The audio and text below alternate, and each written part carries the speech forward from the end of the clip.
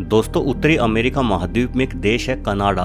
Canada काफ़ी बड़ा देश है। इसका क्षेत्रफल करीब 100 लाख वर्ग किलोमीटर है। किंतु इतना बड़ा देश होने के बावजूद कनाडा में भालू या भेड़ियों के अलावा कोई ऐसा जानवर नहीं पाया जाता जो जानवर इंसानों की जान ले सके। किंतु उत्तरी अमेरिका को छोड़ यदि हम दक्षिणी अमेरिका महाद्वीप पर जाते हैं तो हमें यहाँ अमेजोन के घने जंगल देखने को मिलते हैं।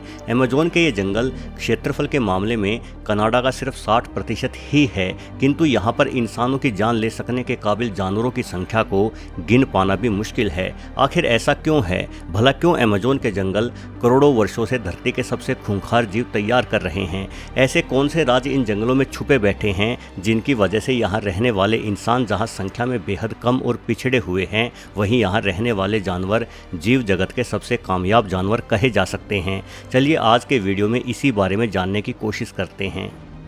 दोस्तों, जिस तरह से हम मानो कि रीढ़ की हड्डी कई सारे टुकड़ों से मिलकर बनी होती है, ठीक वैसी ही हड्डियों के टुकड़े सांप के शरीर में भी होते हैं। अंग्रेजी में इन टुकड़ों को वर्टेब्रे कहा जाता है। एक मानव की रीढ़ की हड्डी 33 टुकड़ों से मिलकर बनी हुई होती है। वहीं एनाकोंडा के पास ऐसे टुकड़ों की संख्या 600 से अधिक होती है और एनाकोंडा के टुकड़े यानी वर्टेब्रे आकार में भी इंसानों के मुकाबले बड़े होते हैं। लेकिन यहाँ देखिए, यहाँ एनाकोंडा के एक वर्टेब्रे की तुलना टाइटनोबोआ के वर्टेब्रे से की जा रही है।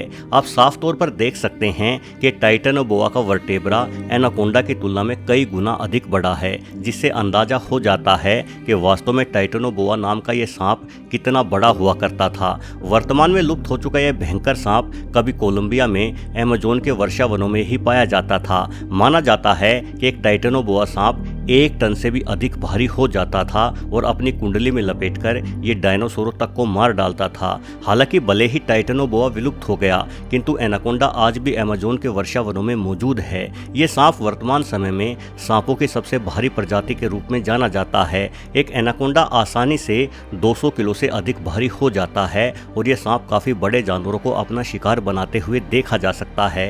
यानी अमेजोन के जंगल आज भी बेहद घातक सांपों के लिए जाने जाते हैं। न सिर्फ शिकार को दबोच कर मारने वाले, बल्कि अमेजोन के वर्षा वनों में जहरीले सांपों की भी भरमार है। सिर्फ सांप ही नहीं, बल्कि अमेजोन के जंगलों में 100 से अधिक प्रजातियों के बेहद ही जहरीले मेंढक भी पाए जाते हैं। इनमें से कुछ मेंढक तो इतने जहरीले हैं कि इन्हें छूने भर से ही किसी इंसान की जान जा सकती है। इन मेंढकों की त्वचा में कांटे घुसाकर यहाँ रहने वाले आदिवासी अपने लिए जहरीले तीर तैयार करते हैं। लेकिन अमेजोन के जंगलों की दास्तान सिर्फ सांप और जहरीले मेंढकों के ही साथ समाप्त नहीं हो जाती, बल्कि इन जंगलों में पिरहाना जैसी घातक मछली, शिकार के चिथड़े उधेड़ देने वाले मगरमच्छ, सबसे ताकतवर जबड़े वाली बिल्ली यानी जगुआर, करंट मारने वाली ईल फिश, खून चूसने वाले चमगादड़ों के साथ साथ दुनिया की सबसे जहरीली मकड़ियाँ भी पाई जाती हैं। इतने सारे घातक जीवों का एक ही स्थान पर होना बड़ी ही अद्भुत बात लगती है और इन खतरनाक जीवों की अमेजोन में मौजूदगी के पीछे का कारण है यहाँ का नमी भरा मौसम। वास्तव में वर्षा और नमी ही जीवन का सबसे बड़ा स्रोत है। आपने देखा होगा कि बारिश के बाद अचानक से कैसे कीड़े मकोड़े उत्पन्न हो जाते हैं। नमी भरा मौसम होने के कारण ही अमेजोन के जंगल पेड़ पौधों से भरे हुए हैं। अधिक जीव और पेड़ों को जन्म देने वाली इस आर्द्रता ने अधिक खतरनाक जीवों को भी जन्म दिया। दोस्तों, जानकार मानते हैं कि अमेजोन से सिर्फ टाइटनोबोआ जैसे भयानक सांप ही नहीं, बल्कि लाखों किस्म के अन्य घातक जीव भी विलुप्त हो चुके हैं और हजारों किस्म के घातक जीव यहाँ आज भी बचे हुए हैं। भले ही आपको सर्दियों में कंबल ओढ़कर सोना बेहद पसंद हो और उमस भरी गर्मी आपको परेशान करती हो, किंतु जीवन के लिए यही उमस आवश्यक है। इसी उमस में घास और पेड़ पौधे भारी संख्या में उगते हैं। ये पेड़ पौधे सूर्य की रोशनी को ऊर्जा में बदलते हैं और इस ऊर्जा का उपयोग अनेकों जीव अपने खाने में करते हैं। इसी ऊर्जा का प्रयोग करके ये जीव अपनी संख्या और गुणों को बढ़ाते हैं। यानी जहाँ ज़्यादा हरियाली होगी वहाँ ज़्यादा जीवन भी होगा और ज़्यादा खतरनाक जीवन भी होगा। वैसे बेहद ही अधिक संख्या में जीवों से भरे अमेजोन के इन जंगलों में करीब 3 करोड़ इंसान भी रहते हैं, किंतु इनमें से अधिकतर इंसान केवल इन जंगलों के बाहरी हिस्सों में ही निवास करते हैं। इन जंगलों के अंदर के घने हिस्सों में रहने वाले इंसानों के बारे में हमें काफ़ी कम जानकारी है। वस्तुतः इन जंगलों में अधिक खतरनाक जीव होने के कारण यहाँ गहराई में रहने वाले इंसानों ने जंगलों को छोड़ दिया है। वैसे भी इंसान प्रकृति से नाता तोड़ चुका है। आज इंसानों को जंगलों की बजाय शहरों में रहना ज़्यादा सुविधा सुविधाजनक लगता है, किंतु एक समय ऐसा भी था जब इंसान भी अन्य जीवों की भांति शिकार करके खाता था। उस समय इंसान को भी जंगल ही अधिक भाते थे। ऐसा देखा गया है कि अमेज़न के जंगलों में कई सारी ऐसी इंसानी सभ्यताओं के सबूत आज भी मिलते हैं जो इंसानी सभ्यता आज रहस्यमयी तरीके से गायब हो चुकी है। वहीं कुछ शोधकर्ता कहते हैं कि अमेज़न के जंगलों में वर्तमान में भी कई बेहद घातक इंसानी सभ्यता छुपी हुई है। यहाँ रहते जंगली इंसान इतने खतरनाक हैं कि ये अपने इलाके में किसी की दखलंदाजी बर्दाश्त नहीं करते, इसलिए ये यहाँ घूमने आए सामान्य इंसानों को मार डालने से भी नहीं हिचकिचाते।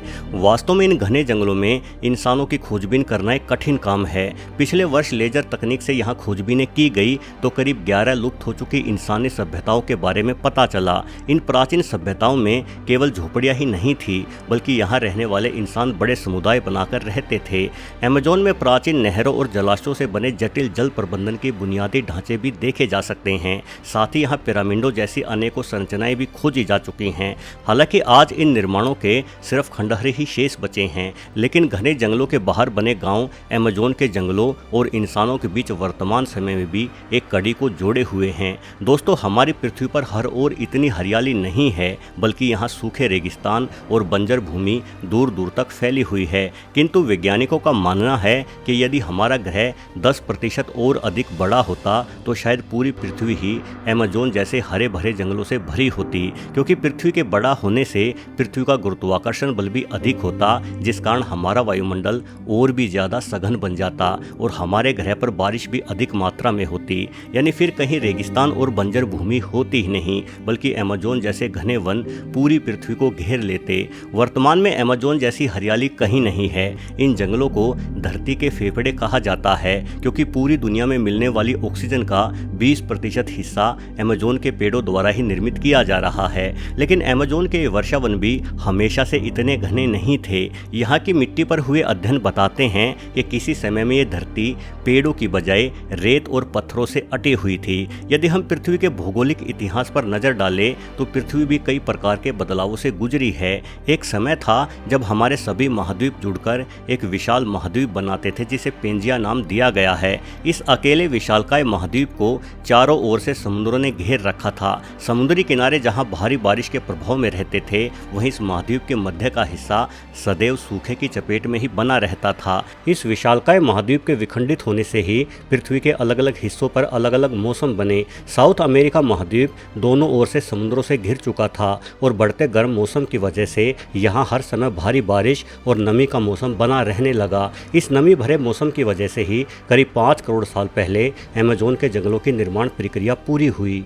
दोस्तों, अमेज़न के जंगलों में बहने वाली नदी को पानी के भराव की दृष्टि से संसार की सबसे बड़ी नदी माना जाता है। यहाँ रहने वाले अधिकतर इंसान इसी नदी के आसपास रहते हैं। बताया जाता है कि समुद्र में पड़ने वाले पानी में 20% योगदान अकेले अमेज़न नदी का ही है। एक बड़ी अनोखी बात यह है कि 9 अलग अलग देशों से गुजरने वाली इस नदी पर एक भी पुल नहीं बना हुआ है, यानी इसे पार करने के लिए आपको केवल नाव का ही इस्तेमाल करना पड़ेगा। असल में ये नदी घने जंगलों के बीच से गुजरती है, जिस वजह से इस नदी के आसपास कोई रोड भी नहीं है और रोड न होने के कारण कभी कोई पुल बनाने की आवश्यकता भी नहीं पड़ी। इन जंगलों के साथ साथ ये नदी भी अनेकों रहस्यों से भरी हुई है। इस नदी में अनेकों प्रजातियों के खतरनाक जीव निवास करते हैं। इस विशालकाय नदी को देखने दुनिया भर से पर्यटक आते हैं, इसलिए अमेज़न के नदी के किनारों पर पर्यटकों के ठहरने की अच्छी व्यवस्थाएं भी देखने को मिल जाती हैं। वीडियो देखने के लिए आपका बहुत बहुत धन्यवाद।